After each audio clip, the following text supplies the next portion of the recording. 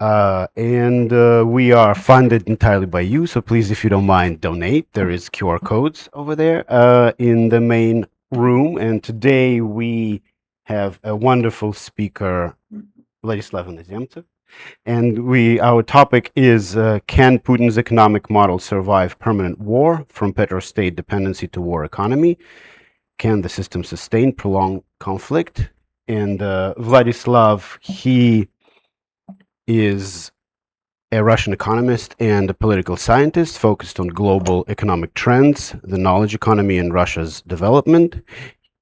He founded the Center for Post-Industrial Studies in Moscow in '96 and has had fellowships at institutions like Johns Hopkins Center for Strategic and International Studies and the German Council of Foreign Relations. He advised the Russian Government Modernization Committee under President Dmitry Medvedev, and then left Russia in 2014 after the first Russian aggression against Ukraine, and now he's based in DC. He's a senior fellow at the Center for Analysis for Strategies in Europe and a special advisor at the Middle East Media Research Institute, and has authored more than 20 books. Yeah. Thank you so much for being here, and please. It's on. Yeah. Thank you so much. It's always a pleasure to be here. This is my, I think, second appearance during the last year. And the question which was posed is actually one of the most important issues these days about whether Russia can afford to wage this aggressive war against Ukraine for another number of years. Because I would say when Putin promised to take Kiev in 3 days in 2022, very few people could imagine that actually this war will be almost as long as the Second World War, even longer than what the Russians call the Great Patriotic War, the war between Nazi Germany and the Soviet Russia. So, but now we are in the fifth year of the war, and there are no credible evidence suggesting that it will end in coming several months. Most probable, it will expand even to 2027, as the European leaders now presume in their strategies. So I would focus entirely on the Russian economy. I think there would be a lot of questions expanding the focus. But anyway, from the beginning of the war, I think I was one of few experts who reiterated two major points, which have been very obvious for me.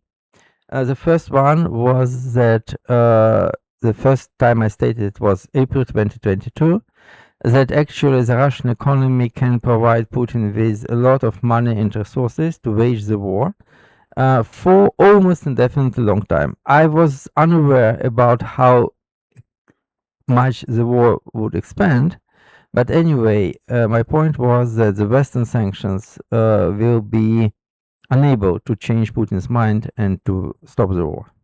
The second point was added by autumn of 2022, when I saw this, what was called partial mobilization, and its effects on the Russian economy, on the Russian people, on the Russian workforce.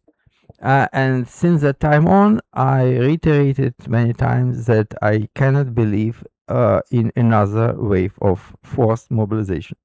And since that time, for around 4 years so far, we haven't seen another wave. And even yesterday, I think, the International Institute for Strategic Studies published another big report suggesting that it would happen, or it definitely will happen in September.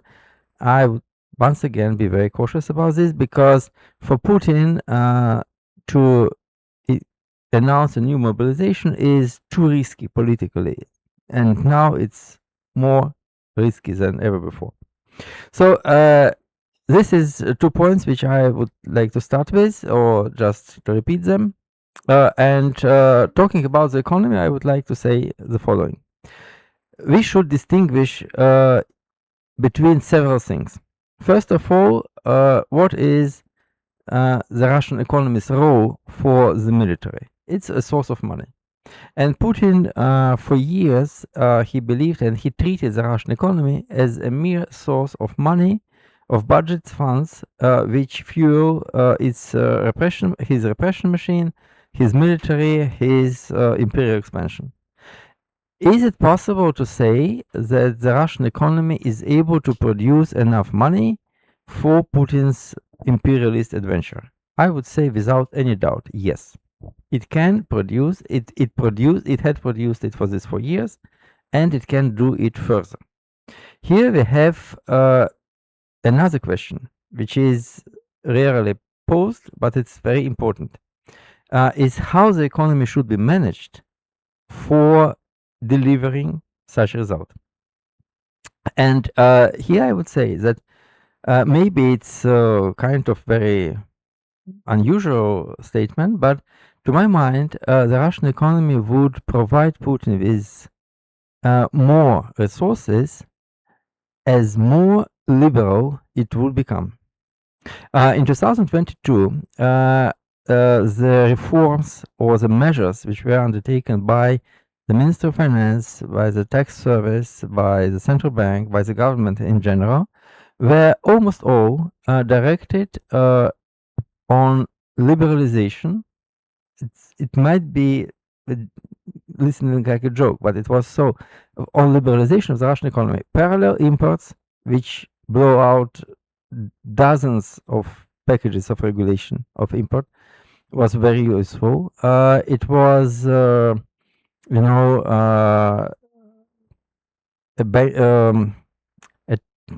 some partial tax holidays. There were huge long-term moratorium for bankruptcies, for insolvencies.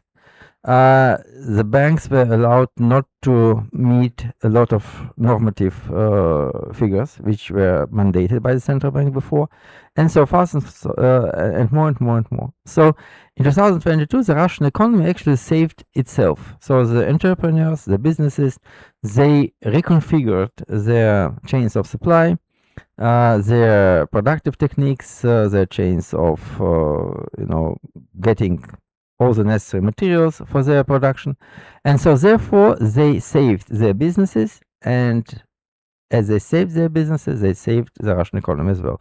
Of course, the Russian budget was very expanded quite significantly. Putin used or spent a huge part of its reserves, which were accumulated before, but nevertheless, the economy was very much prepared and stimulated to this new military environment, which allowed it to combat with the sanctions.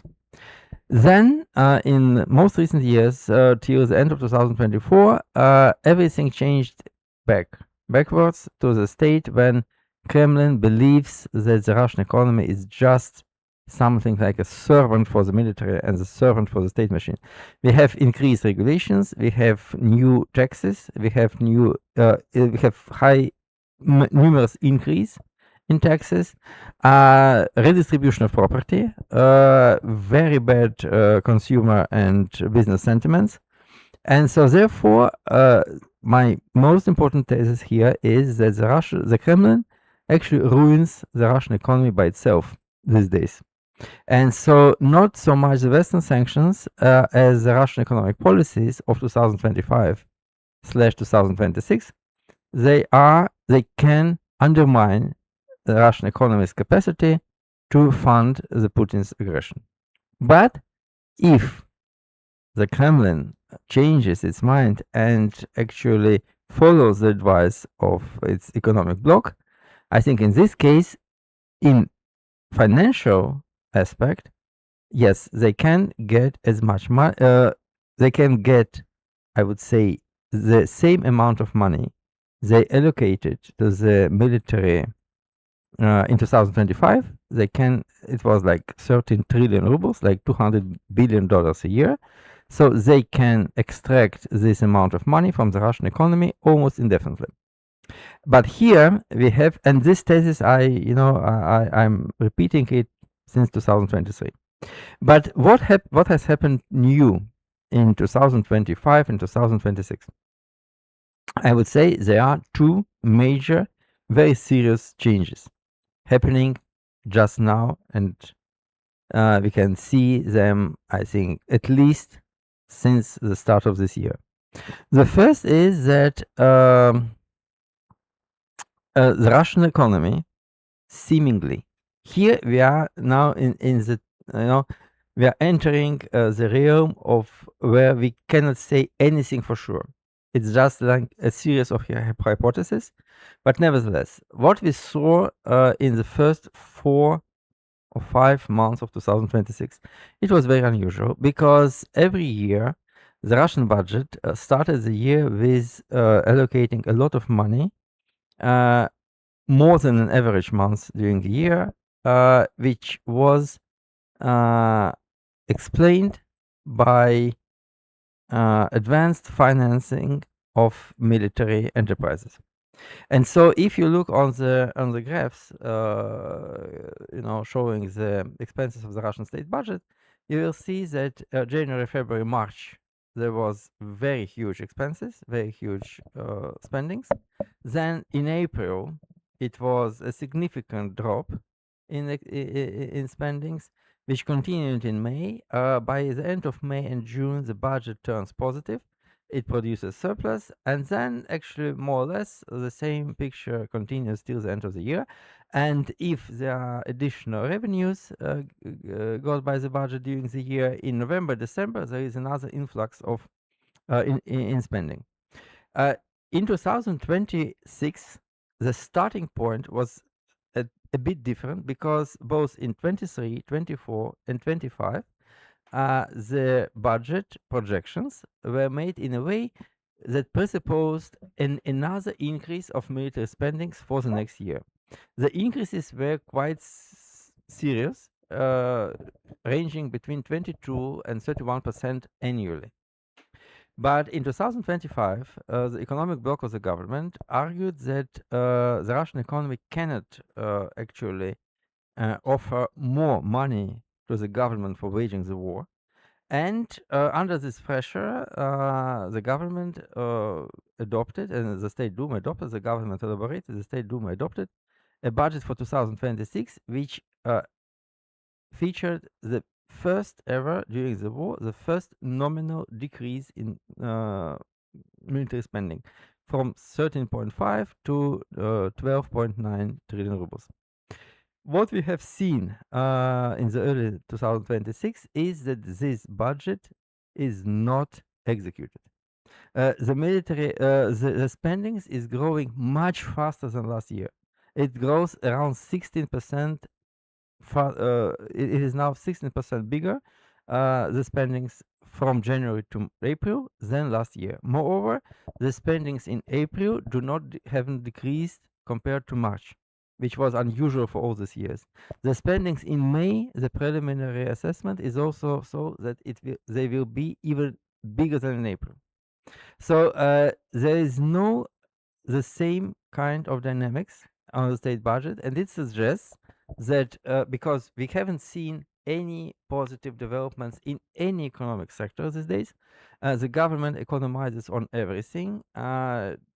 Transfers to the regional budgets, money which might be allocated, for example, to assisting huge state enterprises like Russian railways, or to help the ailing industries like coal industry. So nothing.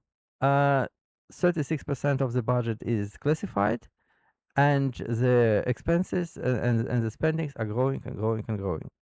So this suggests to my mind that the military somehow seduced Putin just to increase these spendings almost indefinitely. They got what they want any consecutive months. And even the Russian oil and gas revenues are growing since the start of the war in the Gulf. I would say that this situation looks extremely unstable. Once again, is it manageable? Yes, it is. Can Putin bridge the deficit in the budget? Yes, of course. He can organize more borrowing on the domestic market, which is full of money.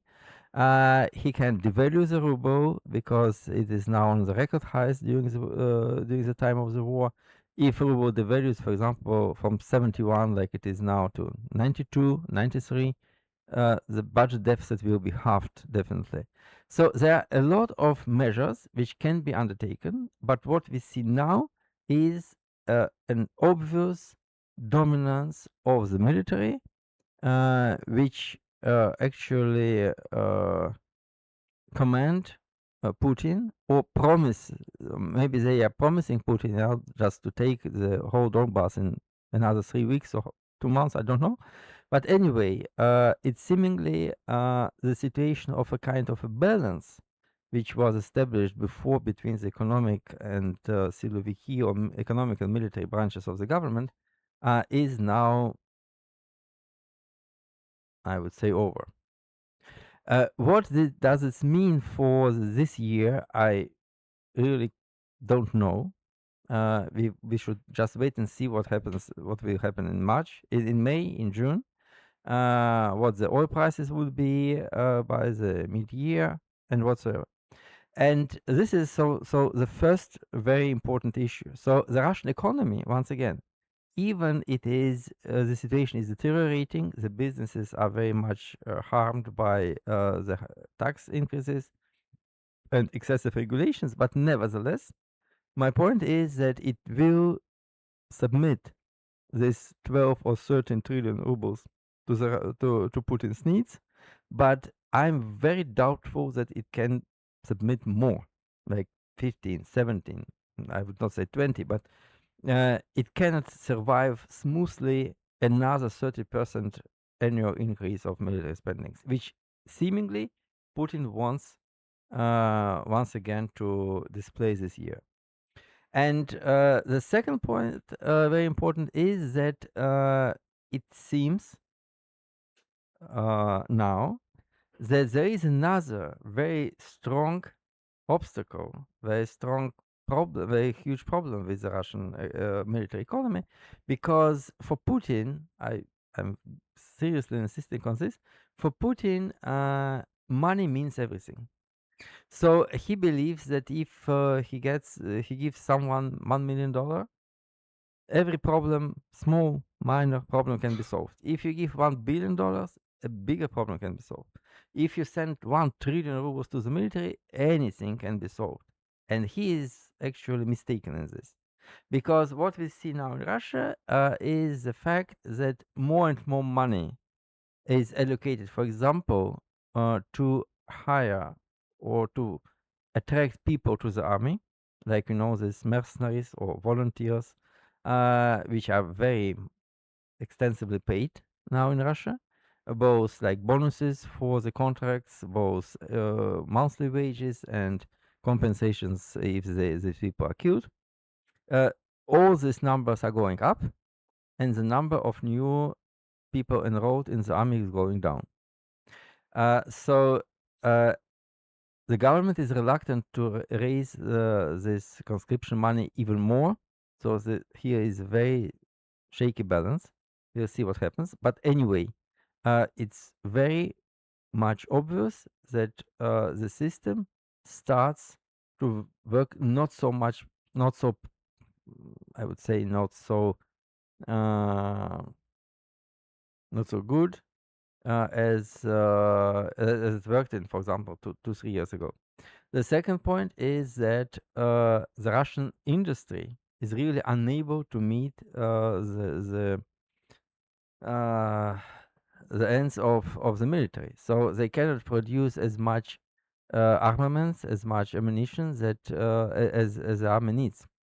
And for example, technologically, Russia still is very backward, and the gap between the Western technologies and even the Ukrainian technologies and the Russian is widening.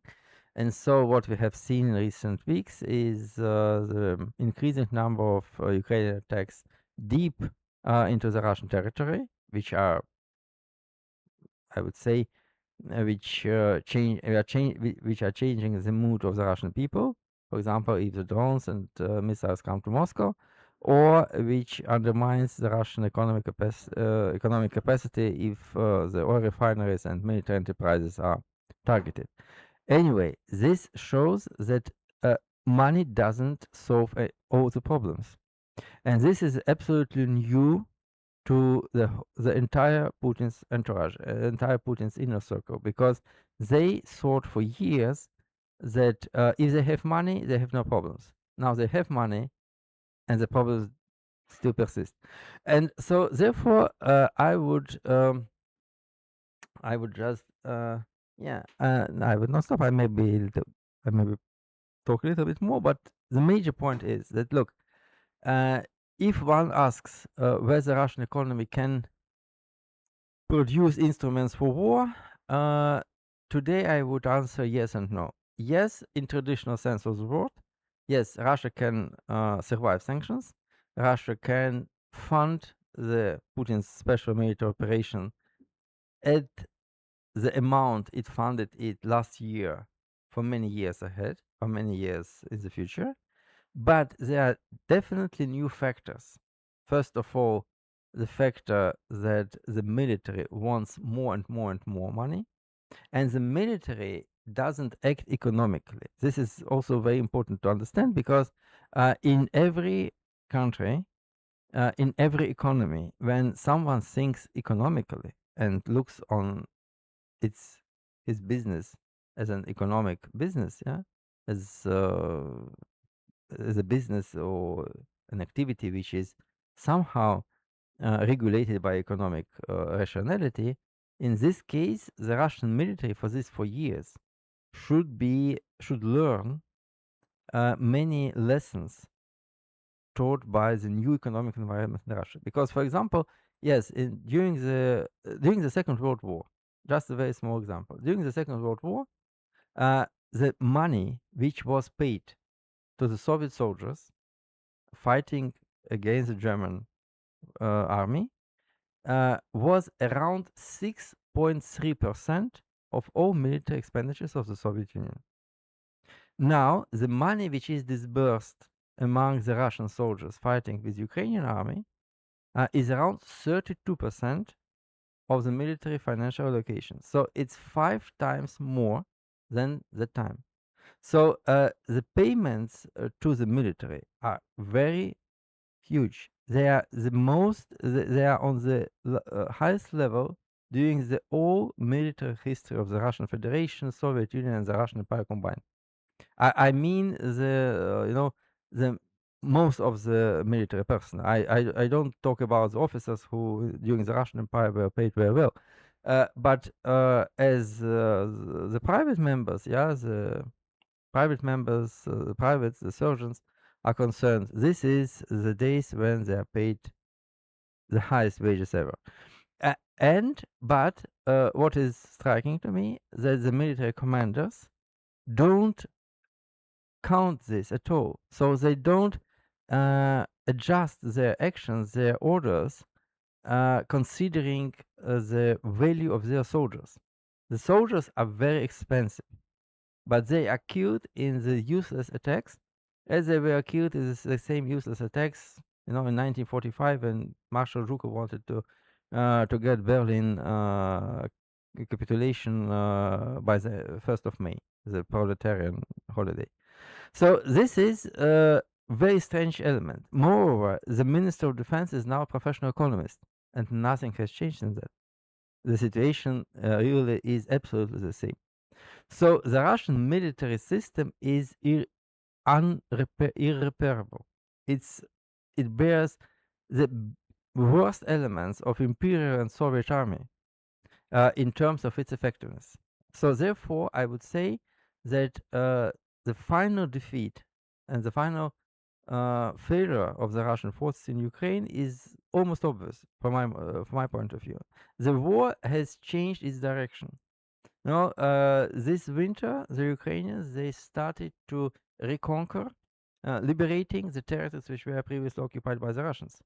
And if you look on the history of the warfare in the last 150 years, you will see that a war which started as a blitzkrieg and turned into the war of attrition was never won by the aggressor. Never. So if you are stalled, you never get the second breeze. You never get the second chance, to for a huge and massive assault and offensive. So this is my point that I would say since early 2025, I said many times that Putin should seek peace on different conditions, maybe better, maybe worse. He will even now he can sell to his intelligent and nice Russian people that he won this war, and everybody will be happy if the war stops. Economy will do much better if the war stops. We can discuss these matters, but there are no unsolvable problems which can appear if the economy will turn back from the war economy into a peaceful one. It's when one says that this would be the worst thing which can happen to the Russian economy, I would deeply disagree. Economy would embrace peace with big pleasure and good results. But nevertheless, Putin doesn't want to stop. No one understands what he really wants to achieve these days, because his final aims and final tasks are mm, as I would say as mysterious as ever as they were before the war. And so this is why. So once again, economy is his.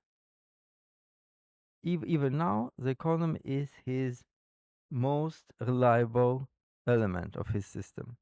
But all the other systems, all the other elements are becoming less and less reliable. And most of all, his own strategy, whom no one knows, and maybe he also do not understand. So this is what I can comment if we look on the Russian economic and military situation just these days. Okay, thank you. And I will ask just one question. It's going to be a little long one, and then I'm going to pass on to you to Q&A. So to a layman, just like myself, Russian economy still seems resilient. It seems that it's working, and money gets exchanged. There is parallel import and things like that. And you mentioned that if Putin or his cabinet, however it works there, listens to his financial bloc, he might get financing indefinitely for the war. So what does mean indefinitely? Is it indefinitely meaning for 10 years, 3 months? I mean, indefinitely is a very broad term. So how would that happen? What would be the advice of that financial bloc to him? You might have touched on it, but maybe elaborate a little bit more. And what could be the final breaking point where the system would collapse? Not the system, the economy. We're talking about economy, where the situation would go so badly that it's unsustainable. So, what do I mean when I think that when I say that economy can run almost indefinitely? For example, I'm not on the economic block of Putin. I don't even have direct access to these people. But for example, just look on the way Putin should change his mind about the difference between business, economy, and budget. Because for him these days, is that if something which is my money is what is inside the budget, what is paid into the budget, which I can spend. And he doesn't believe and he doesn't understand that the money which is not maybe not paid into the budget as taxes, but which is working in the economy is even more useful. For example, you can get more taxes, you can get this money into the budget, and then you will pay it to the people who are losing their jobs. Or you can just leave these people to continue their small businesses. They will feed themselves. They will even pay you a little more taxes, but they will not ask you for being paid as unemployment benefits or something like this. he seemingly doesn't understand this at all. For example, he wants to combat inflation. A lot of Russian goods which are sold in the Russian shops comes from abroad. It's around 25% of food stuff which is on the Russian in the Russian food stores, and even more like 30% of all durable goods and non-food consumer goods. So what do you want? What should you do for combating inflation? You should lower the prices of imported goods. What has been done since 2022? When the parallel imports came into being, the businesses started to import the goods, I would say not illegally, but semi-illegally. So they are paying some custom duties, but they are taking these goods into Kazakhstan, for example, paying some tariff, which is the Kazakh tariff. It goes even to the Russian budget, but it's lower than the Russian tariff. And then they ship these goods from through Kazakhstan-Russian border and sell it in the Russian shops, because Kazakhstan belongs to the Eurasian Economic Union and to the customs zone. Everyone was happy. The infrastructure was booming. The logistics facilities and storages in Kazakhstan were, built like mushrooms, as we say, after the big rainfall. But of course, Putin wants to get more custom duties paid into the budget, and so he imposes actually a new customs on the Kazakhstan-Russian border, and started just 2 months ago, and they started complete checking of all the trucks there. And of course, half of them just stopped. So there is increasing deficit of goods on the Russian market just because he wants to get more money into the budget, but it decreases the real revenues and real incomes of the people, and it makes the goods more expensive. So here he doesn't see an economy like a huge self-governing and self-balancing organism. He just see the budget and nothing except the budget. For example, the very good example, he introduced a special tourist tax in 2025. Before, it was some kind of voluntarily fee which the hotels in the tourist regions may actually apply to the rates the tourists pay. Now, from 2025, it was a tourist tax introduced by the central government. Now, even the State Duma, after it analyzed the results of the first year of this taxation, they find it out that it was the amount of tax collected into the budget was 11% less than the cost of administrating the tax. This is what Putin thinks about economy and how he tries to regulate it. And this is everywhere. They increase so-called utilization fee for new automobiles, for new vehicles, passenger cars, to a level which in around 30% of passenger cars which are now sold in Russia, they applied to them utilization fee, which is a quasi-tax instrument, a fee which exceeds the wholesale price of the car. So it doubles the retail price. Yes, they planned to get 80% more of this tax in 2025. What was the result? Plus 4%.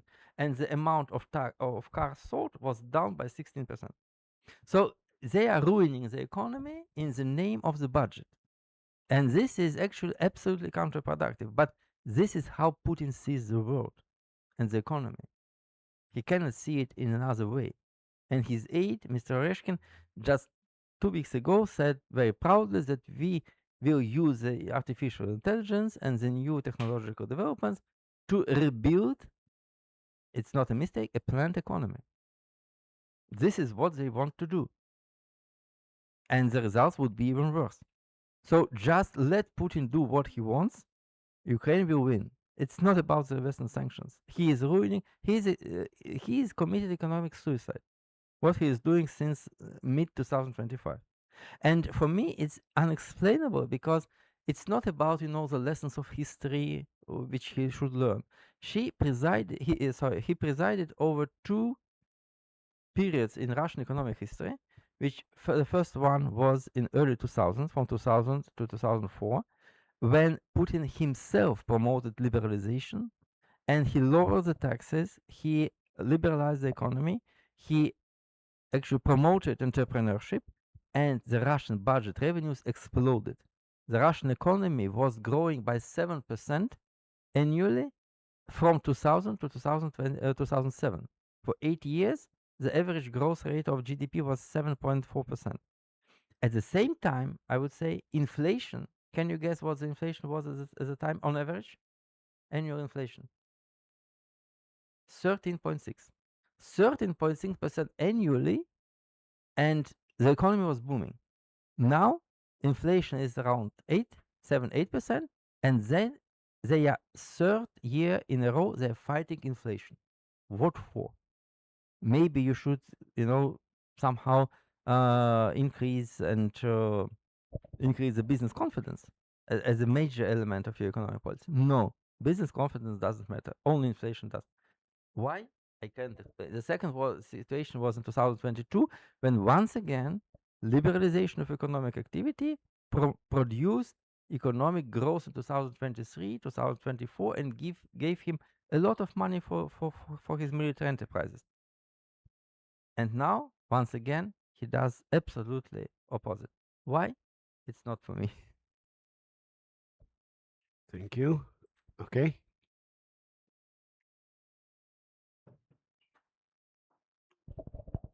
Yes. Don't press button on the microphone because people are checking if it's working and then they're turning it off. It's fine. Okay. Okay. I have 3 questions. My first question, Vladislav, you're always amusing me. You're telling how Russia can sustain indefinitely the current war and the current situation, and then you are starting as a true opposition person explaining how things are bad. So what is real? If things are so bad, but it can continue indefinitely, maybe things are not so bad, or it's not truly bad. Okay. And maybe the West, Ukraine, we as the opposition community can do something to use this bad to our benefit, so that it would not continue indefinitely. So what would you say about this? That's the first one. The second one is about the situation in the elites. At the end of the day, economy is all about psychology, right? So about people's expectations. And we saw 1 year ago, I personally was witnessing the phenomena when Russian economic elites, which, and in general, all our big bosses, they tend to be upbeat and say like everything is fine because they don't want in front of the very big boss to be people who are not doing their job right. But approximately 1 year ago, many of people from the economic bloc, they were actually be very alarmist and were saying this is bad, that is bad. Like then they shut up. Now it's another way from political bloc, and Bonnie is speaking, and like some other people are speaking, Ribby Slow speaking up also, like everything is bad, split in the elites, but the situation is about to collapse. So where you think again the reality is, and what is behind this? And the third question is about future. Like let's imagine that tomorrow the war ends. We saw this I don't know how to properly translate it into English. You introduced this deathonomics situation when everything was growing. Then this growth somehow stalled. But if tomorrow things would end, doesn't mean the collapse, doesn't mean the new growth. People returning back home and these payments that would stop coming to them, does it mean the internal demand would shrink, or the other way around? So, how you see the situation after the war ends? Look, I will try to be. I will try to be brief. So the first question was how you can combine good and bad immediately, and how. Yeah, dialectics. Either the situation will stay indefinitely, or it can be changed. My point is very clear, and it has been this way for around 3 years so far. My point is that Russia cannot be defeated economically, but can be defeated militarily. So, and I just reiterate, and what we see these days is just a kind of proof of it.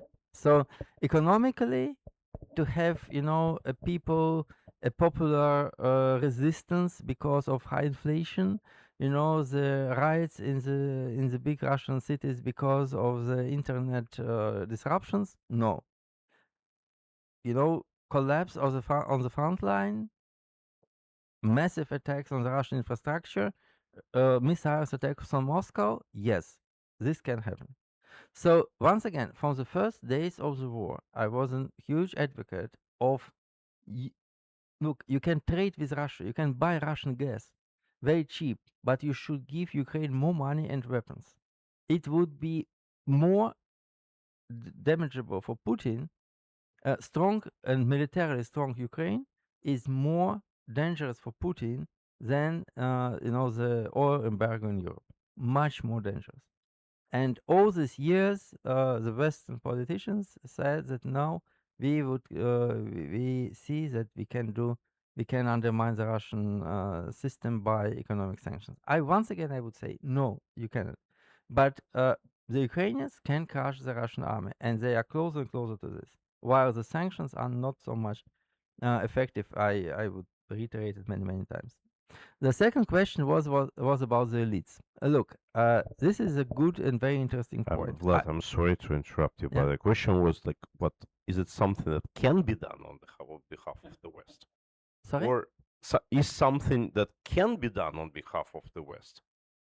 Because even in terms of weapons, right now, like 90% of kills in the front line by Ukrainians is with Ukrainian own weapons. Yes, of course. So no, I understand. So from the West, if the West cannot supply more weapons, maybe it can supply more money for encouraging for developing the Ukrainian military industry.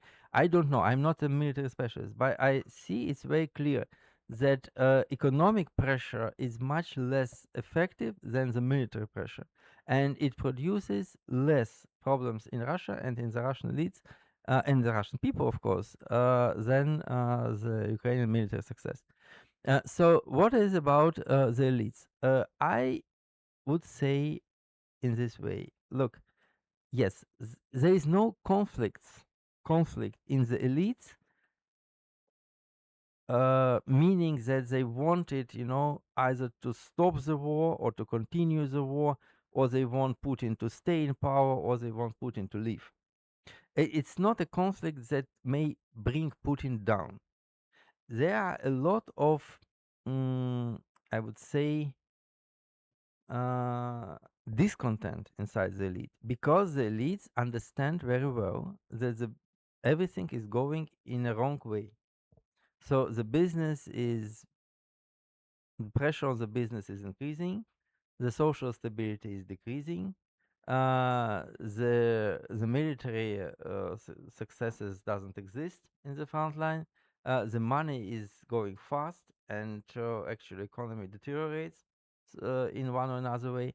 And so my feeling is that the elite, even Bonya, if you want to include it there, all they appeal to Putin to do what to their mind would be the best solution. So the economic bloc appeals, to limit the military expenditures, to economize on the army, maybe not to stop the war, but to make the military more effective, to introduce some, liberal reforms and whatsoever. The military, they want, to increase taxes, to get more money, promising that they will be victorious almost the next day. So this is a struggle for influencing Putin, not the struggle for deposing him. This is my feeling. And so they understand, most of them understand, that if the regime collapses, everyone would lose. So therefore, they are not interested in changing the regime. They are mostly interested in keeping it stable, and they all understand that current Putin policy destabilizes it. So it's a kind of self-preservation. First of all, the idea of the elites, all of the elites, is self-preservation. And the last point is about what would happen the next day after the war ends. Once again, look, there is no such thing as a bad or good economy, weak or I would say solid or disrupted society. It's everything about management. So, for example, we'll imagine tomorrow war ends. Putin agrees with President Trump to to freeze the conflict on the current lines. President Zelensky signs the armistice. Okay, it's stopped, and if the war stops, to my mind, it would be close to impossible to start it once again. In, for example, 2 years later. But so what may happen? If this happens, there are two alternatives. First alternative is saying yes, the war is over. All 800,000 people who were fighting on the front line go home with no pensions, nothing else. We don't care. You are great. You are heroes. So you are free. This is one situation. Another situation is like, look, NATO countries, the corrupted West is our enemy. We should be prepared. So 500,000 people who are serving, you are our heroes. Here are the special military settlements. You will stay here, there. You will get the same amount of money paid every month, just for staying there, like like the Soviet army stayed in its military settlements. You will just be paid for 2 more years. Then we will see. Wait and see. 2 years, you are getting your 200,000 rubles per month. If you look on the amount of money spent on the Russian military personnel, you will see that the monthly payments to the soldiers and the officers account approximately for 45% of all the payments to the personnel. Another 55% is either the bonuses for new contracts or the compensation for being wounded or killed. If you take this out, you economize around 2 trillion rubles immediately. If you stop the military logistics, like every day continuing the war, you economize another around 2 trillion, and so you more or less you will have the Russian budget balanced immediately if the war stops. So this is a very important point. The second point is that look, in 2025, the Russian fixed investment fell for the first time since the start of the war by like 2.3%. This year it will fall once again.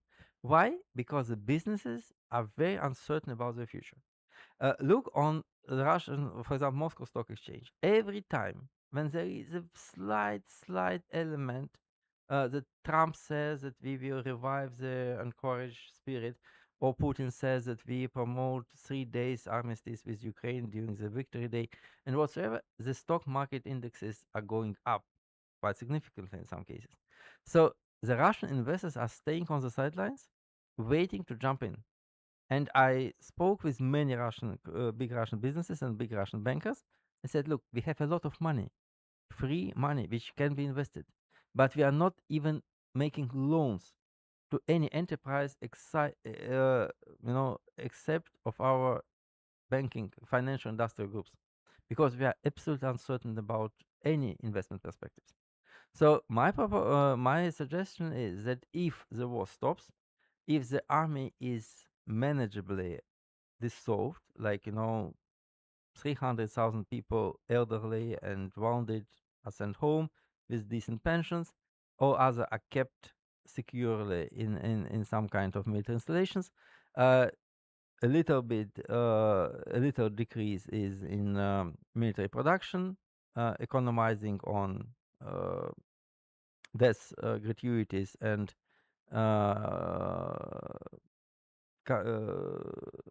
everyday logistics, In this case, I would project like 5-6% growth for 2-3 years at least. So I don't feel the problem of economic risks. It's not the Soviet economy when everything was. No, the Soviet economy was very much dependent on military-industrial complex. It was like 19% of GDP compared to around 5.5 these days. And the second point is actually that the Soviet economy was a planned economy of shortages. Now Russia is more or less, and as we have seen even during the war years, is a market economy. So the market economy revives much faster from the times of problems if you have at least small elements of liberalization and more money in the system. Both points can be achieved. So therefore, I do not see much risks in stopping the war. Maybe the military and the Siloviki in Russia, this aggressive part of the Putin's elite tells Putin something different, maybe. But actually, I don't see many risks in stopping the war. May last one in Okay. in continuation of the last question and your answer. Just if we look into the problem, the sign-up bonuses that and you correctly said like more than half of the money that has been paid to the army is either sign-up bonus or kill down bonus. Yeah. So sign up is going to the banks because most usual behavior of a person who's signing up in the army, he is overflooded with this microcredits. He is paying too much on the interest, so he's signing up because he wants to repay his debt. He's signing up. This money is gone, and either even if it is not going to the banks, it's going into consumption immediately because it stays with the family. So sign up bonus immediately goes in the financial system. And if it's out, it's out of financial system. Then the coffin payments in case of death, they are going mainly in the real estate market because that's what the families are using them for, to buy an apartment for other kids, brothers, sisters, whatever relatives. This is a lump sum that comes, so it's very convenient to use it as a down payment or any other kind of again, you are taking it out, you significantly impacting a very important segment of the economy, which is already struggling because this privileged mortgage system was downsized by the central bank recently. So you are kind of dismissing it, you are approaching it from just a fiscal point of view. And yeah, I agree. It's like by this, I mean, slashing by half your expenditure, but at the same time, you're actually taking out from the economy very significant source of cash. It's one of the reasons for the inflation, these payments, right? It's why the inflation is so high, is exactly because of this 50%. Look, that's true, but there are two important elements. So if we come back to the absolute numbers, to the relative numbers, you will see that all the payments, including death gratuities, are now around 4.2 trillion rubles per year.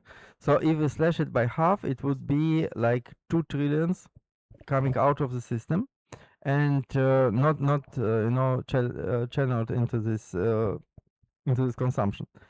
This is roughly 1% of Russian GDP. How important this would be, we will see. Yeah, but anyway, 1%, I wouldn't say it changes situation completely. This is one point of one element. The second element, which is also very important, is that actually most of this money goes to different underdeveloped and remote regions where the most part of the new recruitees are coming from. So therefore, I wouldn't say that this may affect seriously, either Moscow and St. Petersburg, as two center of economic activity, or the Urals, the territories which are deeply engaged in military production. So there, they have another sources of revenue. So once again, I do not dismiss this argument. It's absolutely true.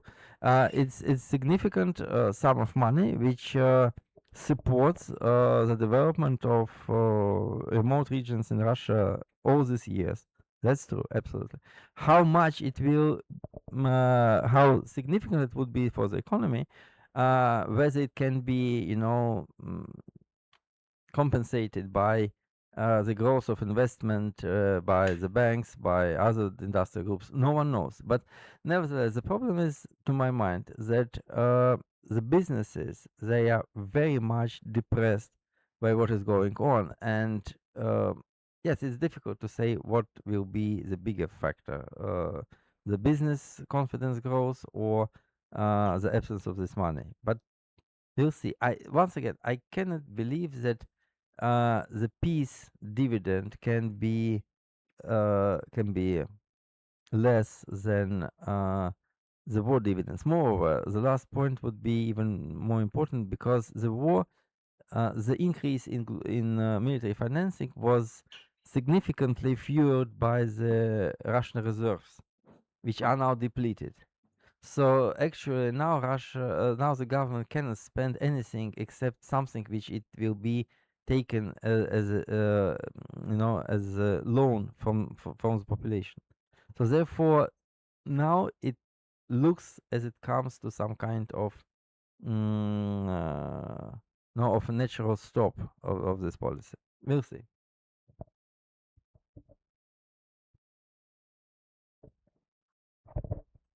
Yeah, there is currently quite a big discussion about savings in deposited in the banks.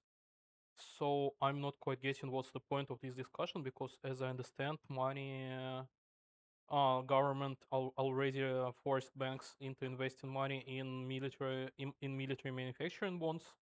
So basically, money are already gone. And what's the point of this discussion right now? And why do they try to figure out the way to freeze the savings? And why don't they just start printing more money and go into hyperinflation that seems to be like less painful way than telling people directly that their money are gone? Look, the money haven't gone. So there is, of course, the trend towards trying, what, to introduce something like a forced loans via the banks. So what we have seen, for example, last year, we have seen that the Minister of Finance succeeded in placing almost 2 trillion rubles in government bonds in one day, in November 2025, which was absolutely an absolute record, historical record. Of course, this money, the banks formally bought these government bonds. The next day, or even the same day, they put it in the central bank as a collateral and get money from the central bank. It's like a printing, but this is still manageable and limited. For example, now we would see that the increase of this central bank operation is around 4 trillion rubles compared with the start of the war. So yes, they printed 4 trillion rubles. They printed even more when the state wealth fund, this government reserve fund, part of its money was arrested by the European authorities in Brussels in 2022. But later, in 2022 and in 2023, this money was actually on the books. It was sold to the central bank, and the central bank printed rubles. So it gets this money in euros onto its balance sheet from the Ministry of Finance and gives rubles to the Ministry of Finance. It's another point, another element of emission. So, but anyway, to confiscate the people's money, or to freeze them, or to make a forced loans, is, I would say, out of the question, because this Putin's logic is just to continue special military operation, not to change it into full-scale war in Russia's eyes. And if you make a forced loans or this bonds which will be which will yield in 35 years with low percentage rate and whatsoever, this revokes the sentiment of we are at real war and the government doesn't even pretend we are in a kind of a normality. And this would be a huge blow to the people. So therefore, I would say that they will invent some new measures not to get this money, which are numerous, actually, I would say. And the state debt is not so big. I reiterated many times that in the times of war, you can increase the state debt and then repay it or devalue it. Whatever would be easier. But anyway, this is the debate about the confiscation of the money or the freezing is, I think, a very speculative debate which has no much ground under it.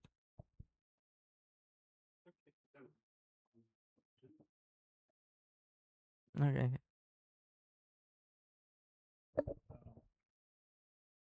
I think he might have taken my question, but I'm not sure if when you say freezing of the money, I heard that they would give an IOU and not allow people to access their dollar accounts. There are no dollar accounts anymore because actually, look, the problem is before the war, the dollar accounts were, I would say, they accounted for maybe from 15 to 17% of all the assets of the Russian people in the banks. Now they are less than 4%. So the economy is really de-dollarized because actually, look, there were different pushes for this because the dollar were eventually outlawed in 2022 when it became very risky to have dollars in bank accounts, which was you cannot use it. You can only exchange it into rubles and then to take them back from their accounts. And later, you see that the dollar is losing its value against the Russian ruble, and the deposit rates on the ruble were very high. So the Russian people, even some ones who already went abroad and have their dollar accounts abroad, like in Armenia, Georgia, Cyprus, they took it back, exchanged into rubles, for example, in late 2022 by the exchange rate of 105 and push them into the ruble deposit for 20%. And 2 years later, they have 140 rubles in their account on every 100, and the exchange rate is 70. So this is why the problem of closing access to the dollar account is really very much important. So if there is a kind of freeze, it should be applied only to the ruble accounts because they are the absolute majority of the funds the people have in the banks. They may have a lot of dollars in cash, yeah, but in the banks it's mostly non-existent. So this IOU would apply to the ruble accounts? Maybe, but once again, I'm not sure. I would say that if the government wants to get this money from people, it doesn't need a lot of money. For example, the budget deficit is around 5 trillion rubles last year. Maybe it would be a little bit more this year. The amount of money on the bank accounts of the people, private bank accounts, is 76 trillion rubles. So it's 15 times the annual budget deficit. 15 times, 1/5. So you just need 5% of all this money mass to get. Your problem is solved for 1 year. So just propose, for example, the ordinary people some kind of paper bonds yielding 17%, and with a nominal value of 5,000 rubles, which every pensioner can buy, and you will have huge queues in Sberbank, and it would be bought out in 1 day. So there are different. You will pay a little bit more, but no one knows what would be the exchange rate in 1 year, what would be the inflation rate. So just be a little bit more inventive, innovative, risky, and you can manage this. But I agree that they can choose the worst scenario and the worst solution. That's Yeah, because the economy is all based on psychology, as we mentioned. Definitely, So, definitely. right. And they should actually look on this and take it into account. Okay, that was a quick question. Very quick. Much quicker. So you said that Russia cannot be defeated economically, but can be defeated militaristically. At the same time, so we understand that Western countries can supply Ukraine with funds, with weapons, etc.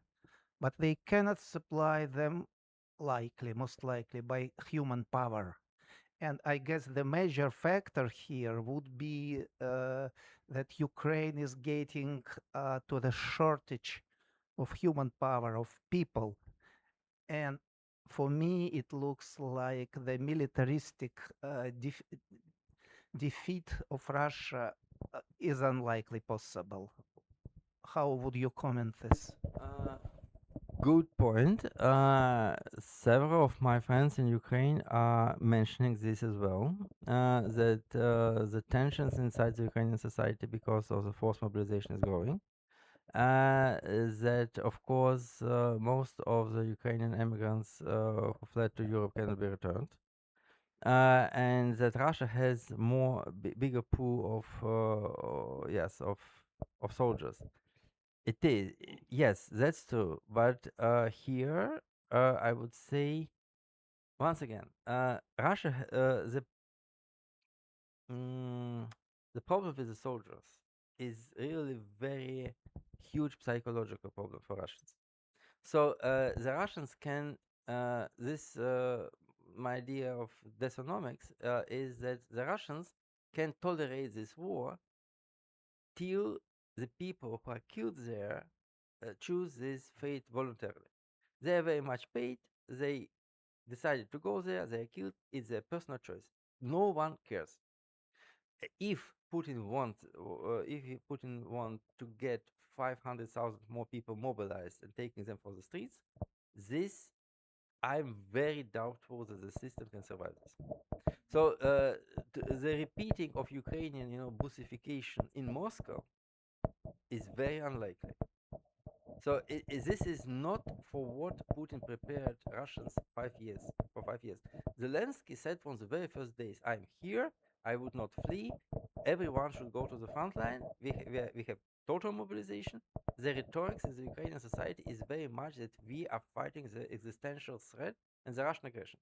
The rhetoric of the Russian society is we are living the ordinary life, everyday life, as ever, as before, but we are waging special military operation. To change this special military operation in the full-scale war would be a disaster for Putin. No one will tolerate this kind of change these days because it might be tolerated in 2022 when it was the Ukrainian offense. The war was just 5 months in, and it was just huge agitation. Putin was very popular because he confronted the West and the aggressive NATO bloc and blah blah blah.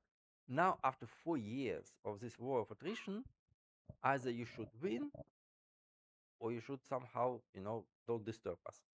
If you want to disturb the society, I think would be his end. Okay, thank you. And on this somewhat positive note, we're going to end. Thank you very much. Guys, again, don't forget to donate. There's a QR code right there.